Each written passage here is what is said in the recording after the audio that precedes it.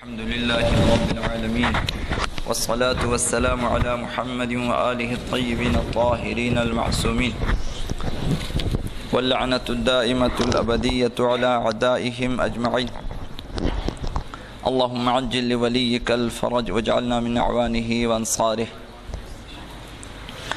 دو مسئلے احکام مسجد کے حوالے سے اور پھر آخر میں ایک حدیث آپ کی خدمت میں عرض کرنی ہے. پہلا مسئلہ یہ ہے، جیسا کہ کل عرض کیا کہ سونے سے زینت دینا اکثر فقہا کے نزدیک حرام ہے. مسجد کو سونے سے زینت دیں، محرابوں میں، اس کے ستونوں پہ اس کے جو ہیں سونے سے زینت نہ دیں. صرف ایک یا چند فقہا ہیں جن کے نزدیک جو ہیں وہ مکروہ ہیں کہ سونے سے، ورنہ اکثر فقہا کے نزدیک حرام ہے وہ سونے سے. ابھی اگر مسجد میں انسان کی شکل بنائیں یا جانوروں کی شکلیں بنا دیں مسجد میں زینت کے لیے، انسانوں کی تصویریں، تو ان تصویروں سے سجانے کے سلسلے میں حضرت امام خمینی، آیت اللہ مکارم شیرازی، آیت اللہ فاضل الانکرانی، آیت اللہ وحید خراسانی، ان چاروں کا فتویٰ یہ ہے کہ بنا بر احتیاط واجب جائز نہیں ہے مسجدوں میں انسانوں کی تصویریں سجانا اور جانوروں کی تصویریں سجانا جائز نہیں ہے. آیت اللہ مظاہری کے نزدیک مکروہ ہے، حرام نہیں ہے. آیت اللہ سستانی، آیت اللہ خوی، آیت اللہ جواد تبریزی اور آیت اللہ زنجانی، شبیری زنجانی، ان کے نزدیک مستحب ہے کہ ایسا نہ کریں، مسجدوں میں تصویریں انسانوں کی اور جانوروں کی تصویریں نہ لگائیں، یہ مستحب ہے. تو اس کا جو برعکس ہوگا کہ اگر لگائیں تو کراہت ہے، مکروہ ہے. دوسرا مسئلہ، مسجد کے دروازے اور مسجد کی کھڑکیاں اور دوسری چیزیں ان کا بیچنا حرام ہے کہ انسان انہیں فروخت کریں، حرام ہے. اگر مسجد ٹوٹ جائے اور مسجد کو گرا دی جائے، مثال یا مسجد بوسیدہ ہو جائے، ٹوٹ پھوٹ ہو جائے، تب بھی ضروری ہے کہ ان چیزوں کو اسی مسجد میں استعمال کریں، دروازے، کھڑکیاں، فرش وغیرہ جو بھی سریے چیزیں جو ہیں. لیکن اگر یہ چیزیں اس مسجد کی کام نہیں آتی ہیں، مسجد کو آپ نے بنایا اس زمانے کے حساب سے، پرانی مسجد تھی، اب جو ہیں پرانی چیزیں تھی، اب کام نہیں آتی مثال، تو اس صورت میں کہ اگر مسجد کی کھڑکیاں، مسجد کے دروازے اور دوسری چیزیں اسی مسجد کی کام نہیں آتی ہیں، اسی مسجد کا کام نہیں آتا، اس صورت میں حضرت امام خمینی کا فتویٰ، آیت اللہ سیستانی، آیت اللہ خوی، آیت اللہ فاضل، آیت اللہ مکارم شیرازی، ان 5 فقہا کا فتویٰ یہ ہے کہ ضروری ہے کہ کسی دوسری مسجد کو دے دیں جہاں پہ یہ چیزیں کام آتی ہوں. یہاں کام نہیں آتی، اب ڈھونڈیں دوسری یہی چیزیں، نہ ان کی قیمت بعد میں، پہلے یہی چیزیں اگر قابل استعمال ہیں دوسری کسی مسجد کو دے دیں تاکہ وہاں پہ استعمال ہو سکے، وہاں مرمت کا کام آ جائے. اگر ممکن نہ ہو، یہاں کوئی ایسی مسجد نہیں ہے جہاں یہ چیزیں کام آ سکیں، یہ زیادہ پرانی ہو چکی ہیں یا کسی حوالے سے کام نہیں آتی، تو اس صورت میں جو ہیں انہیں بیچیں اور بیچ کر ان چیزوں کی جو قیمت ملے گی وہ اسی مسجد پہ خرچیں، اسی مسجد کی مرمت کے لیے وہ بھی. اب اگر دروازے کھڑکیاں بیچ دیں، اب اس مسجد میں رنگ روغن کی ضرورت ہے، شیشوں کی ضرورت ہے یا مثال لائٹنگ کی ضرورت ہے تو ان میں خرچیں. آیت اللہ وحید خراسانی کا ایک جملہ اس میں اضافہ ہے، یہ کہ اگر اسی مسجد کے بھی وہاں کام نہیں آتی، کسی ضرورت نہیں ہے، تو ممکن نہ ہو تو کسی بھی نیک کام میں آپ خرچ سکتے ہیں ان پیسوں کو. کسی دوسرے مسجد میں بھی کام نہیں آتی اور اس مسجد میں بھی یہ چیزیں کام نہیں آتی تو بیچیں. اگر مرمت کی بھی ضرورت نہیں ہے تو پھر کسی نیکی کے کام میں اسے خرچ کر سکتے ہیں.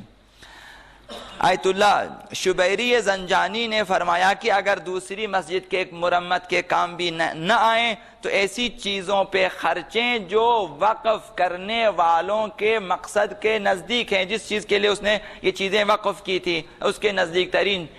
جو چیزیں ہیں، یا ایسی مسجد میں یا کوئی ایسے کام میں جو مسجد کے امور سے نزدیک ملتی جلتی جو چیزیں ہیں ان میں خرچیں۔ آیت اللہ مظاہری نے فرمایا اگر مسجد خراب ہو تو اس کا بیچنا اور اس کی کھڑکیوں کا دروازوں کا بیچنا بغیر اذن حاکم شرع حرام ہے۔ حاکم شرع رسول ہیں، رسول کے بعد امام ہیں، اگر امام موجود نہ ہو تو نائب امام ہیں، تو ان سے پوچھ کر بیچنا چاہیے۔ جو آیت اللہ جو ہے مظاہری کے مقلدین ہیں ان کے لیے یہ ہے کہ اگر مسجد کی چیزیں بیچنا ہو تو پوچھنا چاہیے، کہ پوچھیں کہ ہم یہ چیزیں بیچیں گے، اور اگر اجازت ملے تو پھر بیچنا چاہیے۔ اگر مسجد خراب ہو جائے کہ اس کی تعمیر ممکن نہ ہو تو اسے خراب کر کے دوبارہ بنانا چاہیے۔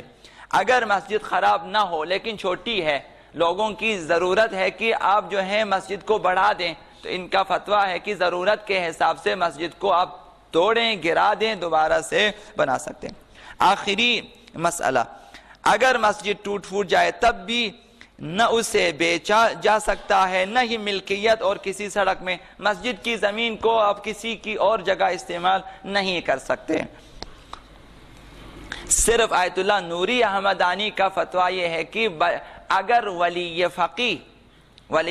یعنی ولی امر مسلمین کسی بہتر مصلحت کی خاطر اگر وہ کہیں کہ اس مسجد کو یہاں سے اس زمین کو جو ہے ختم کر دیں، کسی اور چیز میں شامل کر دیں، اس کی جگہ کہیں دوسری جگہ لیں، ان کی اجازت سے کسی مسجد کو دوسری چیز میں آپ تبدیل کر سکتے ہیں، سڑک میں یا کسی اور ادارے میں یا کسی اور۔ اگر ان کی اجازت نہ ہو تو مسجد کی زمین کو کسی اور چیز میں جو ہے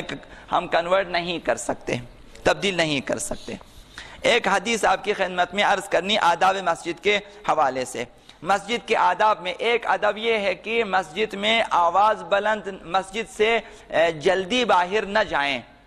جو لوگ آتے ہیں 2 رکعت نماز پر جلدی جانے کی کوشش نہ کریں۔ مسجد میں بعض لوگوں کو تھوڑی سی تنگی محسوس ہوتی ہے،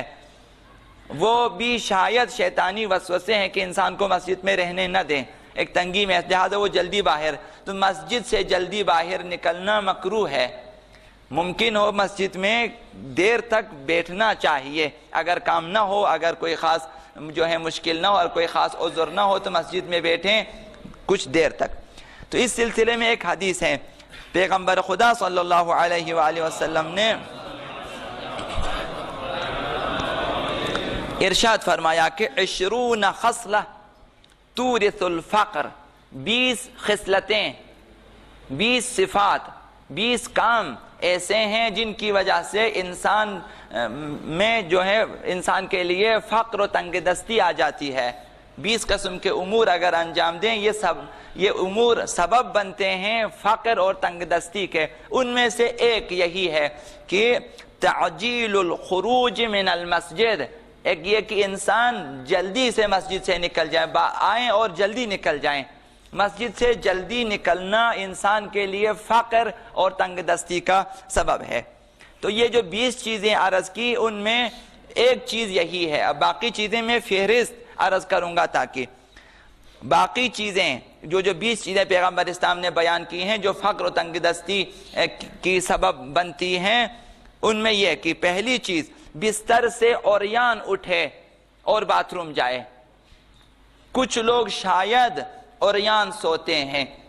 اور وہ وہاں سے نکلیں، یا پھر کوئی اور مصلحت ہے کہ وہ کپڑے پہنے وہاں پھر اتاریں پھر پہنے کہا کہ عریان جائیں۔ یہ فقر و تنگ دستی کا سبب ہے کہ باتھ روم عریان نہ جائیں، رات کو سوئیں صبح اٹھیں اور عریان باتھ روم جائیں۔ دوسری چیز یہ ہے کہ حالت جنابت میں کھائیں، کہ ابھی انسان جنب ہے، غسل جنابت انجام نہیں دیا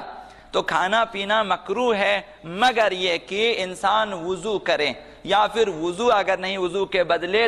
تیمم کریں، پھر کھانا پینا اس کے لیے مکروہ نہیں ہے۔ اور آیت اللہ سیستانی کا فتویٰ یہ بھی ہے کہ اگر وضو نہیں کر سکتا کم از کم منہ ہاتھ دھو لیں، تب بھی کراہت کم ہو جاتی ہے۔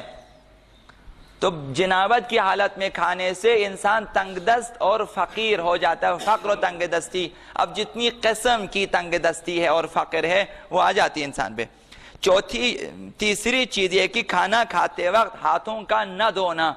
کہ انسان کھانا کھائیں بغیر ہاتھ دھوئے، کھانا کھانے سے فقر و تنگ دستی آ جاتی ہے۔